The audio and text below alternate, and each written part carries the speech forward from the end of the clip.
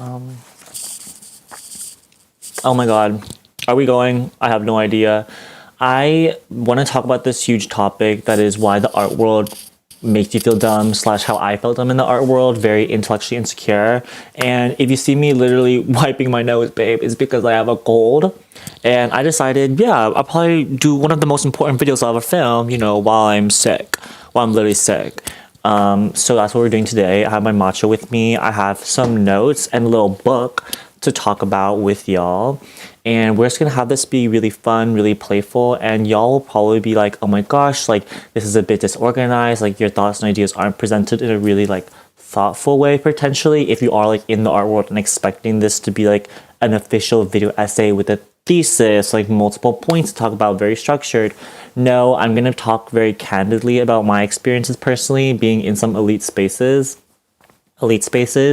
and what it means for me trying to navigate the institution versus more accessible platforms and more easily widespread platforms that people say are democratic. I don't believe in that word really necessarily to describe social media, but yeah, how do I cultivate environments and navigate environments that can be, a bit more for the people rather than art, which says for the people, but like, babe, it's like not. And we're going to kind of get into all of that. Now, the book I'm going to be referencing a lot in this is going to be this book called Get the Picture by Bianca Bosker. This book has been super helpful for me in just kind of really affirming the emotions I felt when entering these spaces. Now, a lot of people in the art world, hello to everyone in the stream, a lot of people in the art world have actually like rolled their eyes at this book because essentially Bianca Bosker, Miss Thing, entered the art world as a journalist undercover almost. So she really wanted to understand what art is, why people care about art so much, and how she could develop a vernacular, a visual and literal vernacular for reading art and understanding what it means. Like, oh, we see, modern art and it's like a red circle and we're like, girl, like, what is this? Like, why is it in a museum? I'm sure y'all have seen TikToks actually of the people being like standing next to art we could make, and it's just them and MoMA being like to like little structures that are actual like literal trash that are just there. And for me, babes, I'm like, yeah, that makes sense. I totally understand that perspective because these galleries have not made it legible and not made it feel like these people are welcome into these spaces. Hi, everyone in. And we're going to see me going over all of that. So basically, like, the first thing I'll say is that my experience being in a space like that was when I went to this very prestigious thing that I posted many vlogs about called Yale Norfolk. Yale Norfolk was like a residency that was super exclusive, of course, like very competitive to get into. And I don't even know, it was just like not a vibe. It was just not a vibe in terms of how it made people feel, I guess. And maybe this is me just being very like an insecure person. I already came into the space feeling like I had imposter syndrome, not feeling like I deserved to be there. I was, quote, the stupid TikToker that got in. And I was totally like under the impression that this is what people thought of me as I entered this space. In reality, babe, everyone was so kind and so sweet. I only had like imaginary ops, and like two of them were like imaginary, not really imaginary ops that made me feel this way, like maybe not intentionally, but purposefully didn't accept my ideas, maybe because I wasn't well read. Like I didn't read the same books as them. I wasn't, like up to date on the newest queer theory or the newest, like theoretical texts that are coming out. And I was lesser than because of it, or made to feel lesser than. Other people in that space, they were super chill and very sweet. It was just weird for me to enter. And immediately when we got there, one of the things they said was like, oh, like, out of the 250 applicants, you were the 26th selected. Like, this is, you are here because like you deserve to be here, blah, blah, blah, blah. And I think it was made to like soothe our imposter syndrome maybe, but it made me feel like even more intellectually insecure because I'm like, oh my God, looking left and right, like these people are so smart. And I'm just like here, and I'm like the super TikToker. So I don't know. I just didn't make me feel good from the start. And this was kind of like my introduction into like an elite space that made me feel really insecure. And I never want anyone to feel that way. I don't think people should feel that way. Art should be for everyone, of course, and no one should feel lesser than because of it. Now, do I think that knowing that theory and being up to date about that theory is really important? Not essential, but I think it can be helpful. Like after that residency, I was very inspired slash also pressured internally, maybe not externally, but a bit to read more. I think reading, it helps. Like who would have thought? Who would have thought reading literally helps you? Not me. But you know, I dove into the books head first after that, and for the past 2 years, I've tried to pick up more theory and catch up to these people. And even that concept of like catching up implies that there is a linear path to success, or like a line where, oh, I was here, and if I just read these books, then I'll get further along the line and I can be like an artist. And like to close the gap between where I am now to become this artist is theory. But of course, there's so many other forms of knowledge production. And a lot of people say like epistemic modes of production. It's like, how do we build knowledge? What forms of knowledge building are valued in Western society? And that is theory, books, etc. But there are whole other like forms of knowledge, whether it's cultural or just like emotionally and physically felt forms of knowledge that is developed over time that becomes like a sensitivity that you can't necessarily describe through words or theory. And people have tried. There's like a whole like theoretical thing on like mood and affects and whatnot, but you don't have to know that to make good art.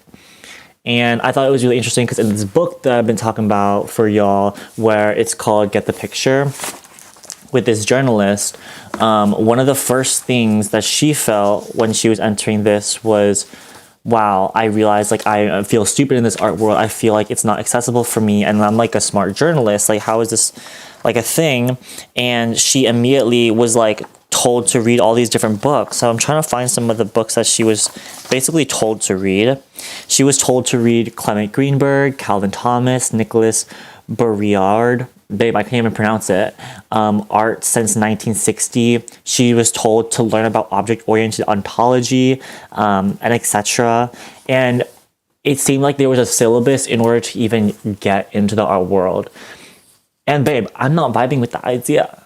I'm really not. I don't think that's a vibe. Did y'all like that? Did y'all like that little sound effect I did? Wait, can you type in the comments if you heard that? Yeah. Because babe, I just think that's like everything. These TikTokers that like do some live streaming and podcasting literally were doing that, and I was like, I love that. Yeah. It's everything, babe. It's literally everything, and I'm obsessed. But yeah, I'm just like, girl, why are you making people feel insecure? Like, you're saying you're trying to be an institution for the people, but you're not. And you're confusing me. And so I'm trying to think about other things. Like, I don't know if anyone else has ever felt this way. Like when you're going through art school and you feel like you're literally the stupidest person on the planet because you haven't read certain texts. It's like, okay, damn, like I should just not be an artist then. Because there's two different art worlds in my brain. One is like capital A art world. I talked about this before, but capital A art world is the art world that is institutionalized. It is academic. It is these high profile people saying your art is good. And then the other art world is like a lowercase a art world. And it's just the people who make anything, basically. If you're in your bedroom, you're making comics, you're drawing in your sketchbook, your notebook, you are in that art world. And you can see how that art world, the lowercase, is a much more expanded definition than the art world, which is very selective. And of course, when you're given these two options to navigate the lowercase a art world or the uppercase a art world, you're like, oh, I want to do the uppercase one. That's just like, I feel like the more appealing thing. And it's because it's more exclusive. Anytime there's like a cool kids group, you kind of want to join it, even though like you resent them. Like I feel like most people, a part of them wants to be in it. Like when you're in middle school, you see the people on like, I don't know, hanging out on the steps or hanging out on the bleachers, and you're like, damn, like I wish like I was that. Even though you're like, the popular kids, blah.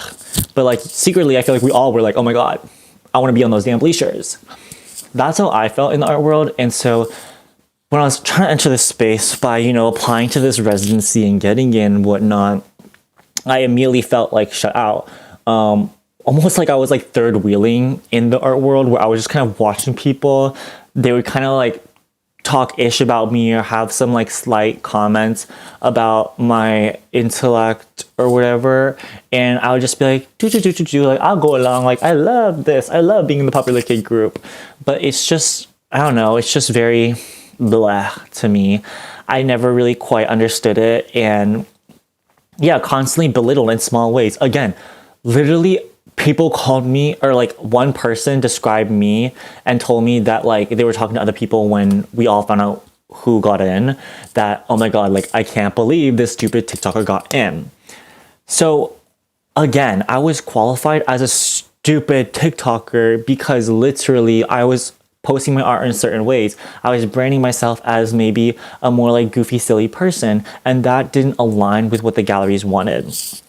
And to me, I was like, girl, like that, like that is not a vibe. That's literally not a vibe, and we're not here for that. Because how can you say that I'm just a stupid artist? Like, we could have the same art, but because I post mine on TikTok and you don't, and you're like this indie underground person with like, I don't know, who doesn't care about social media, which is fine and like actually like very respectable. But how is it different? Because the only difference I see is branding. And people always say, oh my gosh, like when you post your art, you ruin the aura of your art.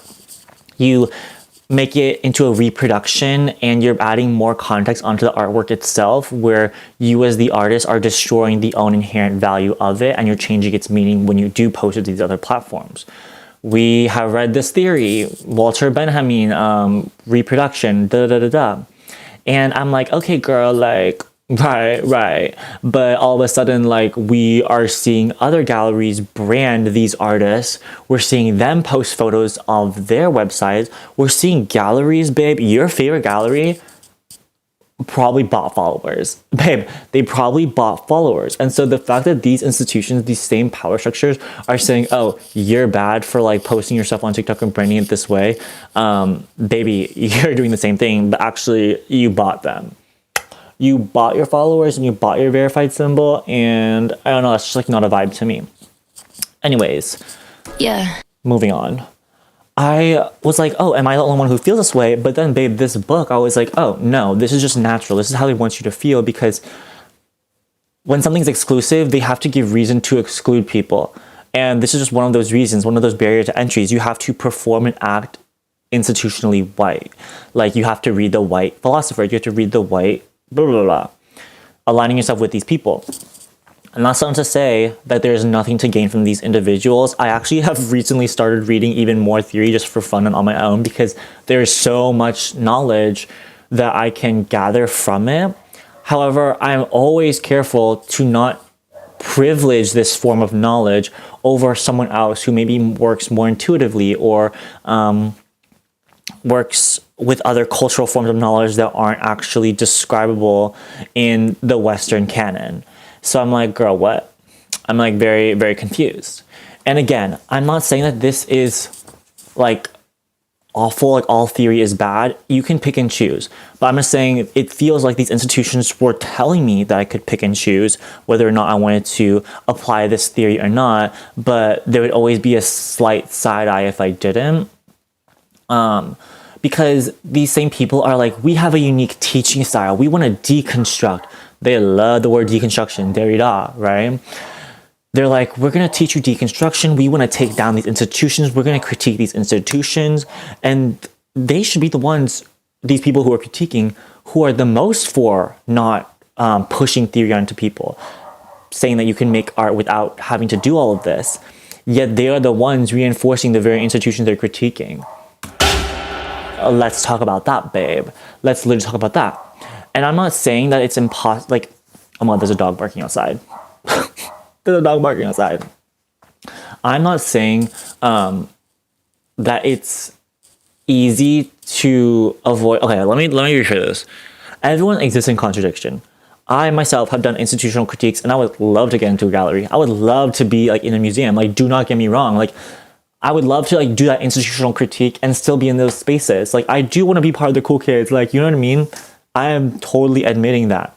I'm just saying Like, if you are entering those spaces and playing around with this contradiction, don't shame other people for not reading the same books as you. That doesn't make sense to me. And don't pretend like this doesn't exist.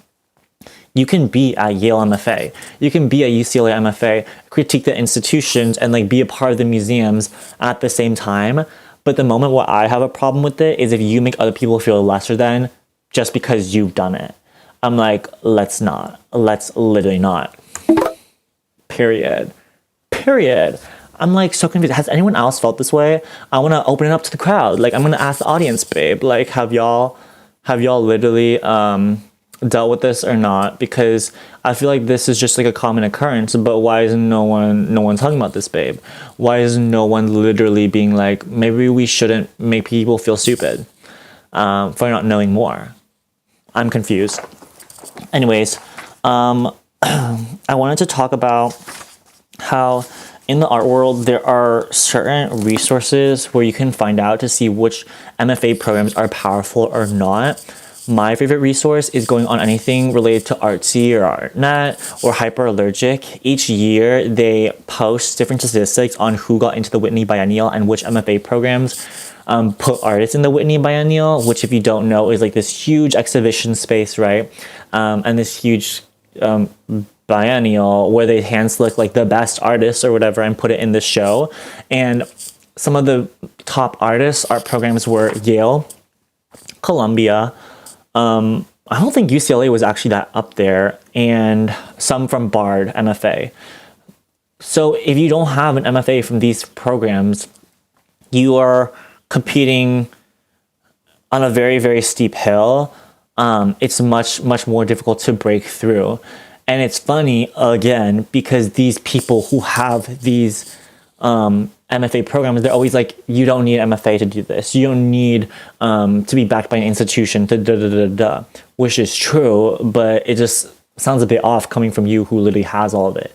Like, of course, you can be the one to be like, oh, you don't need it, it's fine, when you have it. Like, girl, am I making any sense? Am I making any sense, y'all? I feel like I'm talking like this. Yeah, I literally just uploaded the Fifth Harmony girl. Guys, I need more sounds to upload to this little soundboard. Like, please. Okay, let me read the comments now until you break.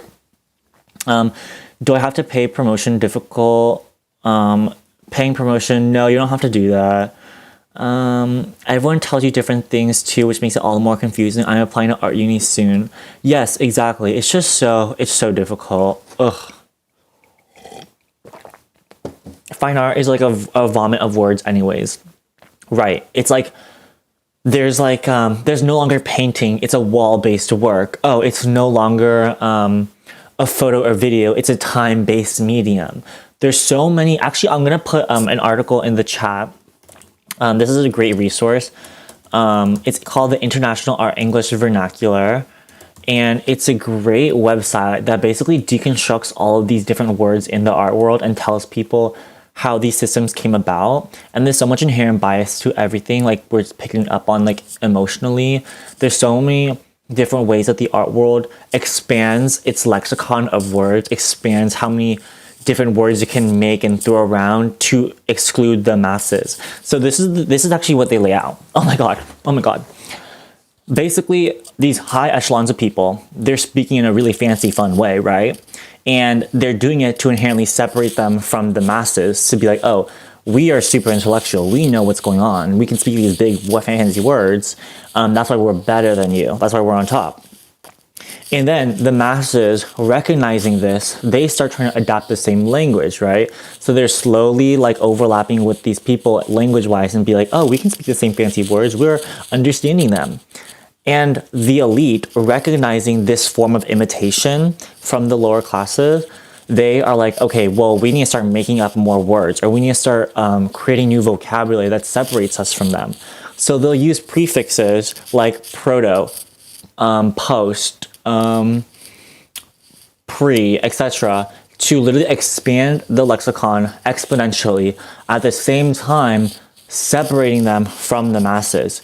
And it's this constant game where there's imitation from the lower class, the non-elites, and the elites recognizing this, creating new words and different forms of speech to separate themselves again. And this is what the art world has done layer by layer over time, which this article points out. And you can just like see it, you can pick up on it like immediately after reading this article. You're like, oh damn, it's not that I'm stupid, it's literally a system. It's a system that they're using that making me feel fucking stupid. Please, please, postmodernism, exactly. Ugh. And it's just a mess, babes. Like, they're literally a mess. Also, now that I'm here, babes, I'm just rambling. If you can, like this damn live, babes. Like this live, please. It helps me out. Because, girl, I have been in New York for how long, and I still need more jobs. I'm trying to get at more sponsorship space. I'm trying to do XYZ because your girl needs to make more art. And I spent $40 on a watercolor paper. Babe, no. Babe, no. But thank you so much for liking this video. Let me see if there's another quote that I want to talk about in this book. Again, for reference, it's called Get the Picture by Bianca Bosker. I highly recommend you get it if you are interested in the art world / gallery / institutions and kind of how they exclude people and like what are the rules or steps to get in. Now, if you literally look up your favorite artist, everyone think of an artist that you've seen that you love, okay? Look up their CV and see, babe, oh, do they have a Yale MFA? Do they have a Yale MFA? The chances are they do. Actually, you know what? Let me just literally scroll through really quickly. Someone comment their favorite artist. Comment a contemporary artist that you really, really love, and we're gonna go through and see if they have these different things. My guess is that they've either went to 1, Vermont Studio Residency, 2, Skowhegan, another art residency, 3, Yale MFA, Columbia MFA, UCLA MFA, or Bard MFA, or RISD MFA. 4, if they went to Yale Norfolk. Those other characteristics were like literally over 50% of their artists, their favorite artists, have one of those things. And most of them have multiple. Okay. Sam, okay. Let me just see. Let's go to this second scene. Babe, how do I do this? I'm gonna add a scene. We're gonna add my browser. Let's see. Give me a hot second to do this correctly. Now I'm going to have the source be, okay, give me like 5 seconds, y'all. We're gonna do video device capture, new. Y'all, why am I literally technology dyslexic? Oh my lord. Oh my god. We're gonna do window and we're gonna do not Adobe Premiere. Please. Mail, OB, no. Y'all, this is a mess. There we go. There we literally go. Okay.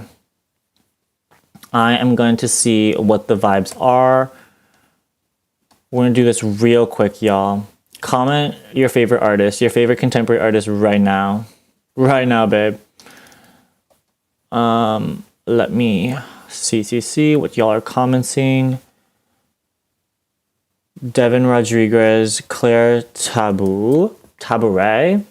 Okay, let's just see.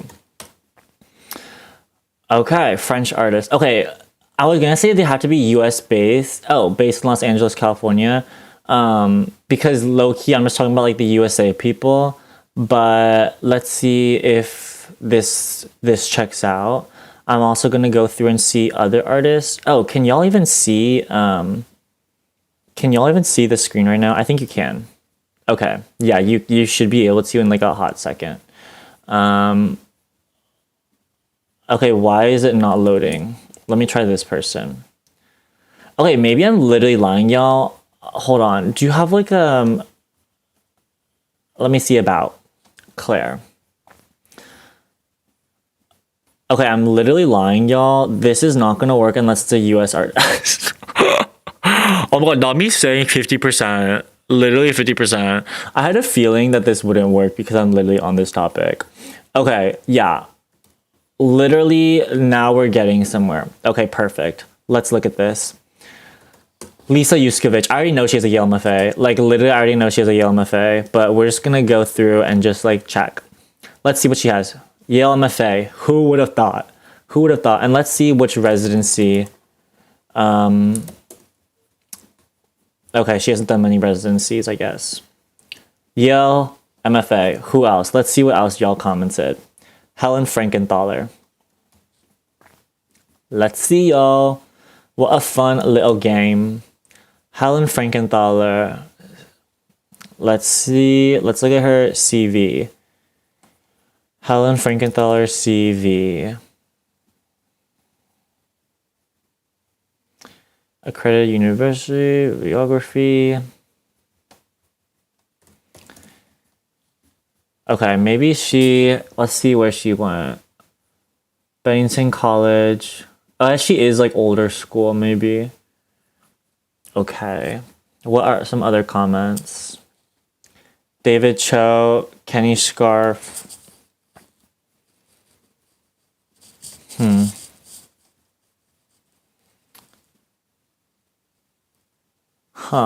Let me see. SVA. I guess I'm talking about like wow, this is a stack CV. It's just so wild. It's just so wild, y'all. Cause let's look at hyperallergic. This is kind of the thing I'm referencing. Hyperallergic Whitney Biennial MFA. If you go to this, each year they post statistics. So look at this, y'all. Let's look at the MFAs here. Everyone, look at this. 73% of people in the Whitney Biennial, a very prestigious freaking exhibition, whatever, had graduate degrees. Of those people with graduate degrees, 6 of them went to Yale, 4 UCLA, 4 Cal Arts, 3 Bard, and then there were 15 other schools. Columbia University having 2, Pratt University having 2. For the Whitney Biennial, look, Columbia 5, Yale 4, UCLA 4, Cal Arts 3, Bard 3. For these other people, UPenn 1, Irvine 1, Berkeley 1, SAIC 1. Isn't this not alarming, y'all? Not alarming? I'm confused. Okay. Yes, no need to. John Curran, Amy Sillman. Let's see Amy Sillman. This is like the most revered artist. Like, people love Amy Sillman. I actually love Amy Sillman too. I think Amy Sillman's like a genius. Let's see. Education, SVA, New York University. Let's see what CV. I'm trying to see if they would list if she went to certain residencies. Let's see. Skowhegan. And it's like a little art world, like, not secret, but I feel like a lot of people don't know this. Skowhegan is an art residency that like so many of your faves will have. And by faves, I mean people in the institutions who are accepted institutions. And I guess while we're at it, like, let me describe like commercial galleries versus like institution vibe galleries. When I say institution vibe galleries, like, okay, now we're getting to like the quote institution artists. Judy Baca. Judy Baca is such a vibe. Okay, yeah. No, Judy Baca is for the people, babe. Judy Baca is... I'm obsessed. I'm literally obsessed. Oh, she's a professor at UCLA. Which is really crazy, too, because a lot of these elite institutions, they have these people as professors now. So Judy Baca did teach at UCLA MFA. And Let's see her CV. Let's download this. Northridge. Huh. Let's see if she went to Skowhegan. No. Okay, work. Dana Schutz. Dana Schutz probably. Columbia. Yeah. There it is. There it is. Literally, if y'all just play this little game yourself, I'll literally type into the chat right now what like I'm saying. They have to have Columbia, MFA, Yale, MFA, UCLA, MFA, Skowhegan, residency, Yale, Norfolk, residency. And what was the other one I was talking about? No, that's it. Like these characteristics you will see on the CV, most likely. Scott Christian Sava. Okay, this is more like an Illustrator vibe. This is more Illustrator vibe. Got you, got you. Let's see some other ones. Sam Yang. Who's Sam Yang? I actually haven't heard of this artist before. Oh, got you, got you. Like an animator illustrator. Anyways, oh my god. I personally love looking at CVs, but that's just like a fun game I play by myself when I'm like in my room. Literally, like I'm like, oh my god, I developed too many like Figma pages documenting all these people. Not documenting, but just like very curious. I'm like, what are the systems and like what are the patterns I can see in terms of education accolades that like will get you to where you want to be or give you the highest chance. And what people don't realize too is that once you have a Yale MFA, Columbia MFA, etc., it doesn't guarantee anything. Okay, like you have to really think how many people graduate from these programs a year. How many people are pushed out on these things a year? Skowhegan has like what? The art residency Skowhegan has 60 people per year. Okay, so that's 60 people who have that on their CVs. Each year, of the top 5 MFA programs, whether it's like RISD, Yale, Columbia, UCLA, BARD, or whatever, they have like what, 150, 200 plus graduates a year. So 260 people a year are literally pumped out and they're applying to the same opportunity as you, or they're trying to do all these different residencies as you. And so if you want to break into the institutional art world, like there are so many different things you have to have on your CV or knowledge you have to have built up in your brain or books you have to read in order to be smart enough or to be like recognized as smart. And of course there's exceptions. I would say like 75% of people have like exceptions or whatever because they either knew someone, they had a trust fund, they had the connections, or they literally just have like good art that just like happen to resonate with everyone. I do feel like there are certain artists whose artworks do transcend all of that and people who get it just get it. But in terms of defending your art, especially when you have already gone to art school and trying to go after these institutional spaces, like there are certain things that are almost like check boxes to have to give yourself the value. And it's just wild. Would you ever consider being adjunct professor after MFA? Oh, I would love that. Does undergrad do anything for you? Actually, not funny tip. There are a ton of people, there's a statistic that came out on this, how RISD undergrad is actually more valuable than some MFA programs. RISD undergrad is literally worldwide recognized. If you apply to residencies outside in Europe and stuff and you're from the States, even if they have a bias against the States, they usually love it when you have a RISD undergrad because it just means that much. There's so many people who came straight out of RISD undergrad that are just like shot into like superstars, quote unquote. And whether they last the test of time, whether they at the same level of their practice, 10 years from now is like still a question. But I can go through right now people who have like RISD undergrads and are like killing it, and just RISD undergrads. Let's go through it right now. Sasha Gordon, of course. Sasha Gordon is a painter, just got picked up by David Warner, has just a RISD undergrad, and is killing it, absolutely killing it. Okay, so just RISD undergrad, because it means that much. Let's see, Drew Dodge. Drew Dodge, just RISD undergrad, makes these paintings here. Yep, Rhode Island School of Design. Who else just has their RISD undergrad? Let me think. Let me think, babes. I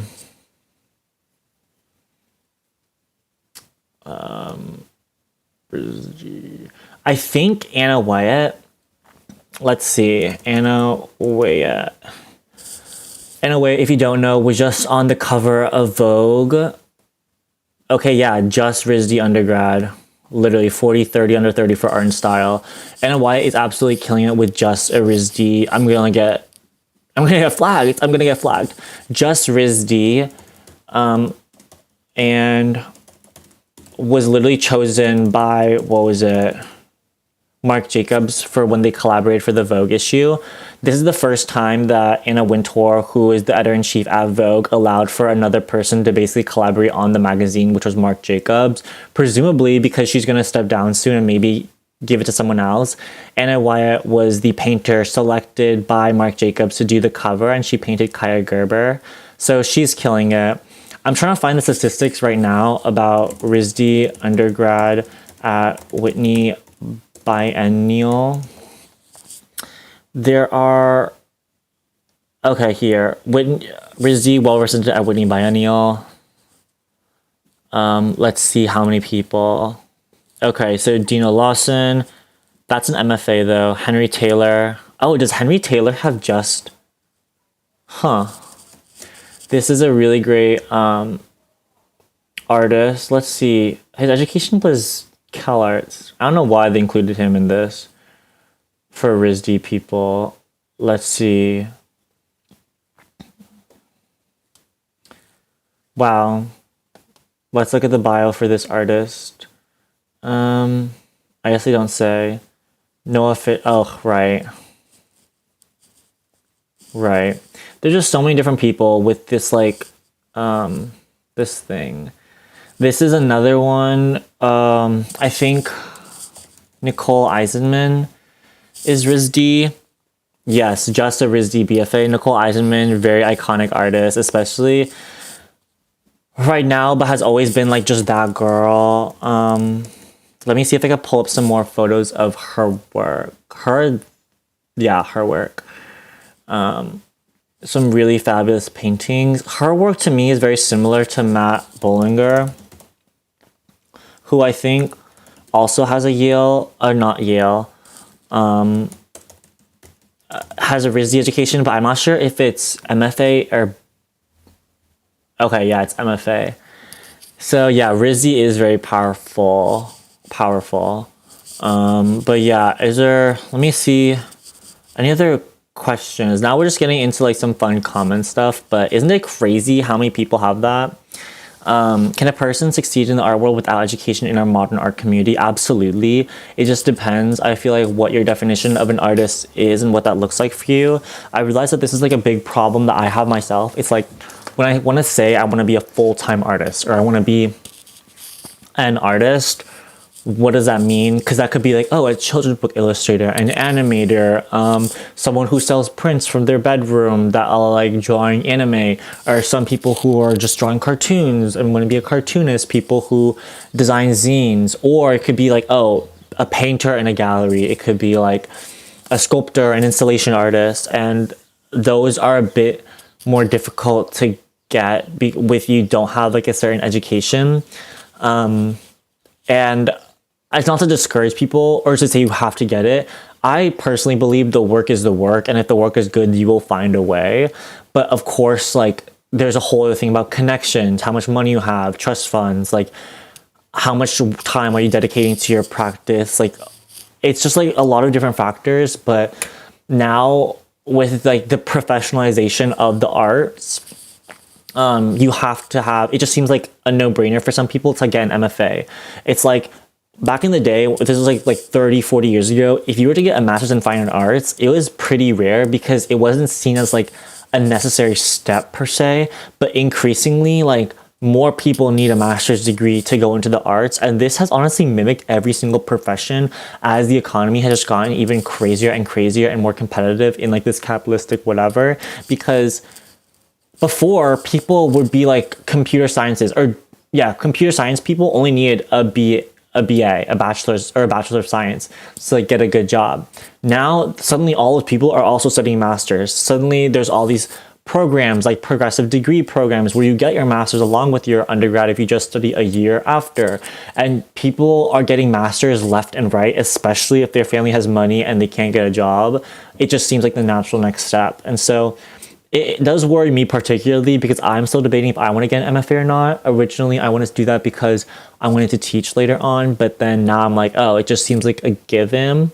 But you will not see me go into student loans for literally an MFA. Do not, oh my God, number one tip, do not go into debt for an MFA ever unless you're able to. Augustina Wang, oh my God, yes, how did I forget? Augustina Wang is literally like that fucking girl, babes. Yeah. She is literally an icon. I'm currently attending art residency and hope to do residency throughout my art career. What would you say residencies are attainable? I would say Vermont Studio Center is a pretty obtainable one, but it does cost money.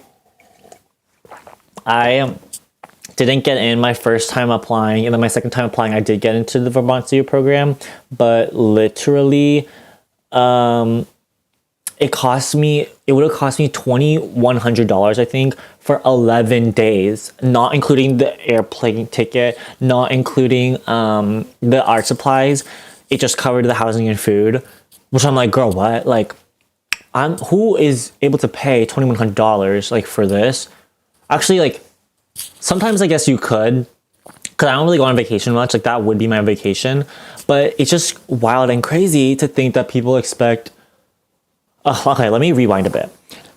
Residencies are very complicated because you have to kind of do it when you don't have as much responsibility. Like, who is like a 30-year-old with maybe a partner or kids or a pet who isn't working a full-time job where they can just take off a month off of work to go to an art residency?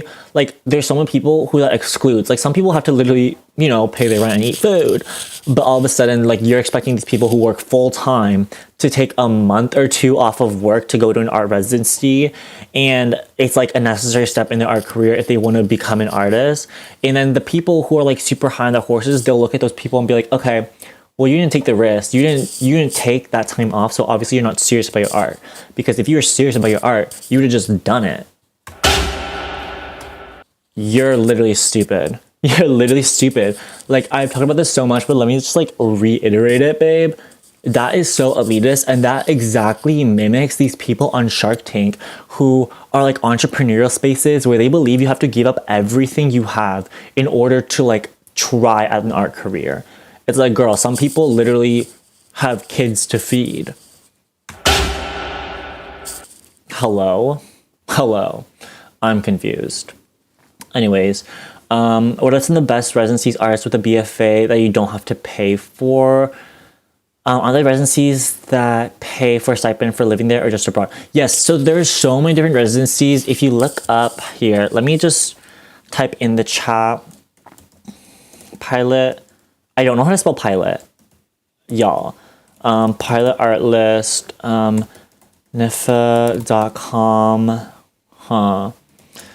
NIFA.com, let's see, there's Artenda, Open Call, Art, Instagram. Those are some resources that you can find different art opportunities.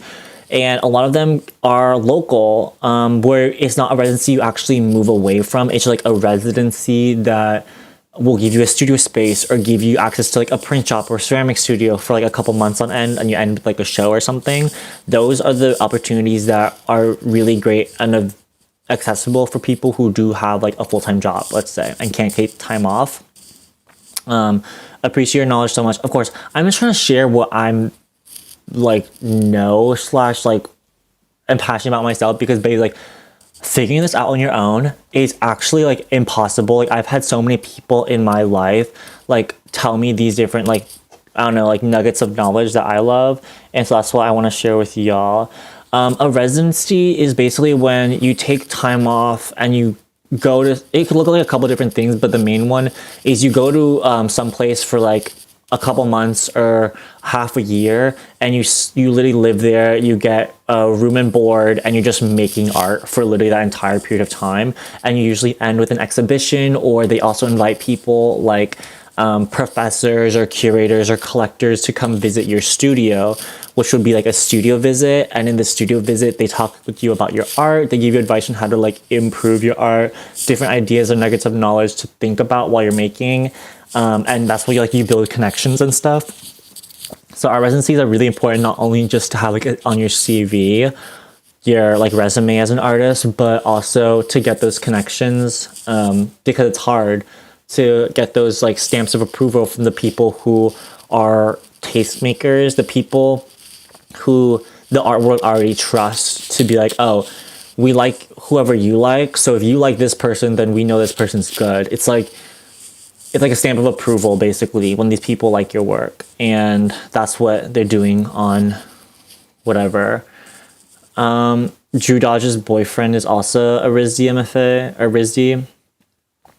Yeah, it's crazy. Aren't there art residencies? How often do I stream? I stream like every now and then. I want to stream like weekly though. That would be more fun. Any other questions that I can answer or anything? I'm trying to think of other like nuggets of knowledge that I can share. Yeah, I'm not sure. Like I've been like very lucky that I was even at all invited into these spaces like with residencies and stuff, because of course, like if I'm a stupid TikToker and they don't have anything on my CV, people will just see that. Even if the art is good, quote unquote, like people would just see, oh, stupid TikToker, blah, blah, blah, blah. Yeah. But then in my brain, I'm like, babes, like I'm more than that. Like, can't you see? Hello. And now that I have some things on my CV or my resume, people are like, oh, maybe there's something there. And so it's harder to come from like bottom up than top bottom. Like, because I have some stamps of approval, people are like, oh, you're not just a stupid TikToker. But I still will be reduced to a social media artist in so many other places. Like, it's just crazy. I'm a first year at art school. I've been watching your videos for how many years? That's so sweet. Thank you. But yeah, I want to share more stuff or just look at some fun art. Yeah, anyone else have anything else to say? I'm like kind of vibing on this. I kind of love this. Look at my soundboard, y'all. Look at my soundboard. Yeah. To freedom! Those are the 6 things on my soundboard right now. And I'm just vibing with it. I like it, but I'm not sure if I love it, you know? Is Bard MFA good or is it mid? It is good. But I mean, it's good. It's really good. It's definitely more experimental from what I gather.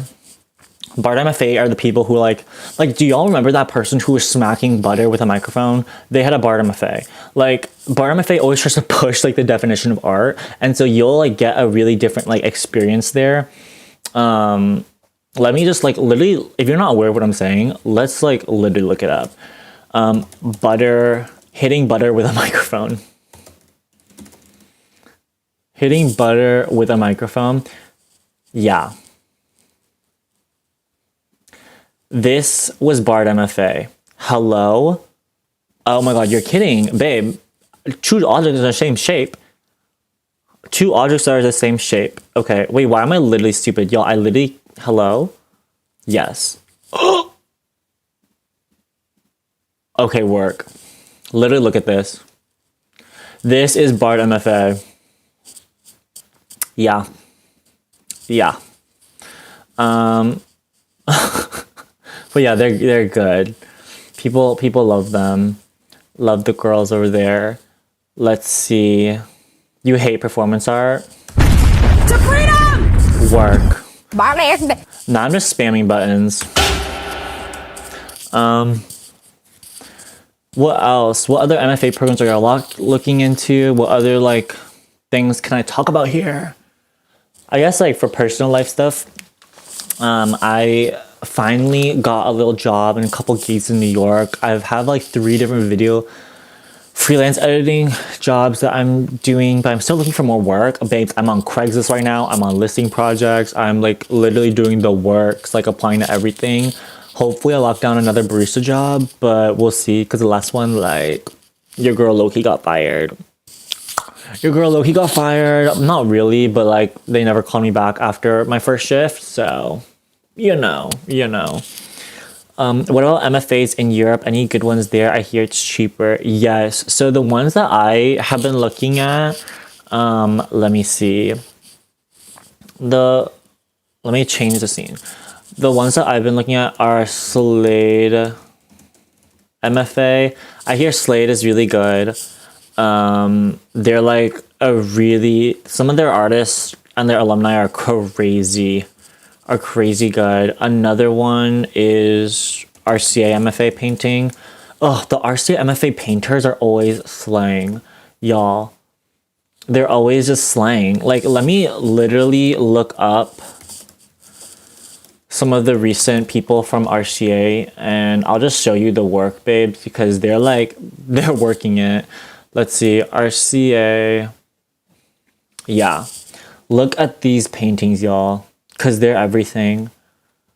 I assume these are MFA people. Yeah. Okay, to be honest, I don't love that. Oh. Like, to me, guys, oh my god, why am I being a hater? I'm not being a hater. To me, this is very reminiscent of Ray Klein. Like, I feel like I could look at that work and be like, oh, Ray Klein did it. Is this Ray Klein? No, it's not. Eloise Knight. I look at it, I'm like, okay, this is very Ray Klein-esque. Like, is this not that? Hold on, there are other Ray Klein paintings that are like way more reminiscent of it. Am I being crazy? Am I literally being crazy? Is this not like so similar? I feel like the composition too. But usually I'm really drawn to these people. Like, this is stunning to me. Obsessed.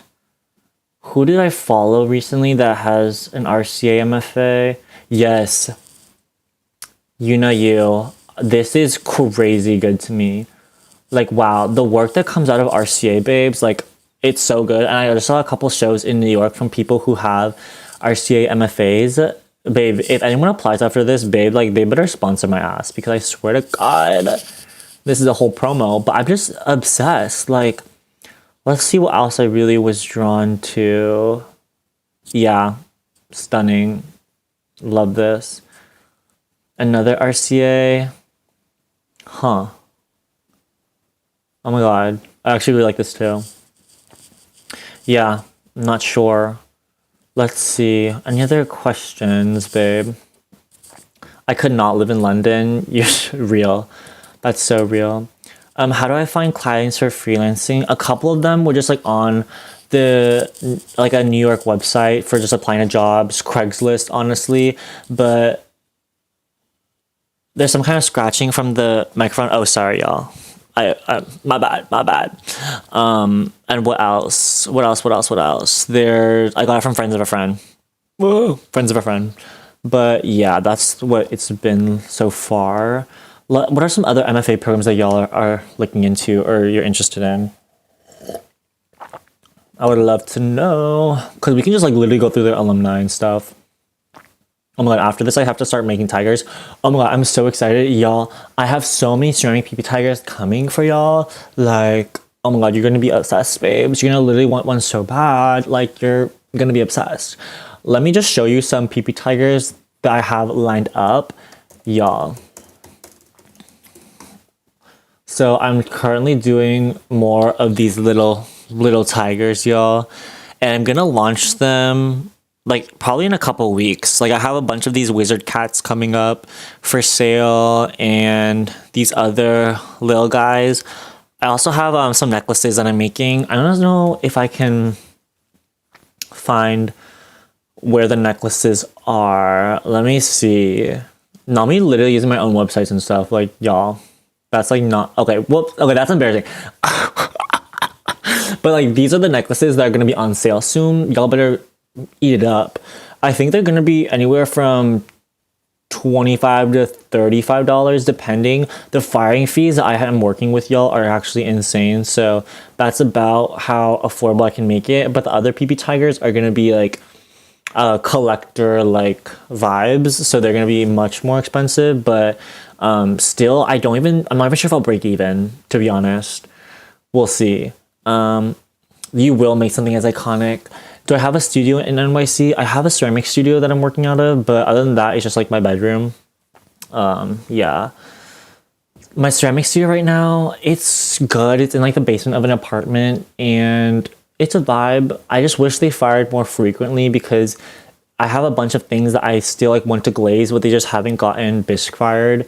So it's been a bit of a struggle there to like get things in like a timely manner. But I know everything's just like rolling over, so hopefully I'll get more into a groove like next week or two. Any tips on curating artist websites? I have mine for a year, but it's not great. I would use Cargo Site. Every artist like pretty much has Cargo Site for some reason. It's just like a fun, more like brutalist design, and it's just goofy, very goofy.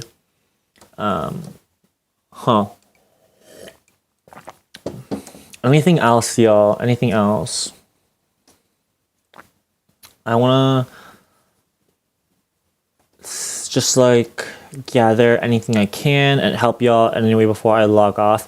Also, another reminder, please like this video, babes, if you can. Yeah. That would help a lot. So like the video, babes. Like it. To freedom! Because it would help me a lot. I appreciate it. And yeah, Squarespace is also a vibe. Squarespace is good, but I think that's it, y'all. Thank you so much for coming to this live. We did about an hour. I'm trying to do this like every week. So we'll see.